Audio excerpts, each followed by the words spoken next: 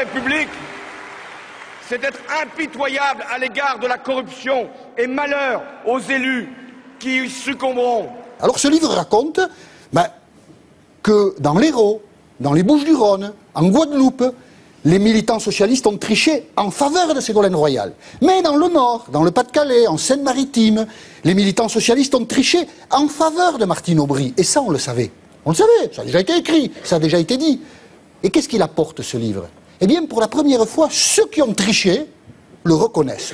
Mais alors, ils le reconnaissent avec humour, avec distance, avec cynisme. Regardez les citations, toutes puisées dans la page 38. Patrick Menucci, il est à Marseille, élu, lui, au conseil municipal de Marseille. Il y a eu plein de fraudes, dans tous les sens, chez nous et chez eux. Bravo, monsieur Menucci, bravo, bravo. Guillaume Bachelet, Fabusien, il écrit les discours de Martine Aubry. Qu'est-ce qu'il dit, l'écrivain? Il dit ceci, page 38.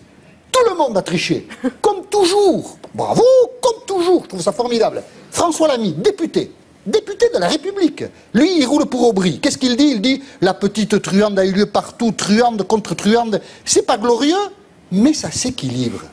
Vous vous rendez compte un petit peu? Mais quand on lit ça, on se pose plein de questions. Il n'y a pas eu de sanctions au sein du Parti Socialiste.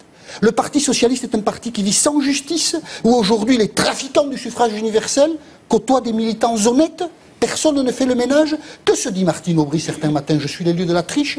Que se dit Ségolène Royal certains matins? Des gens qui me soutiennent ont triché. Elles vivent bien avec ce genre de pensée. Les journalistes même, je ne m'exclus pas de la critique.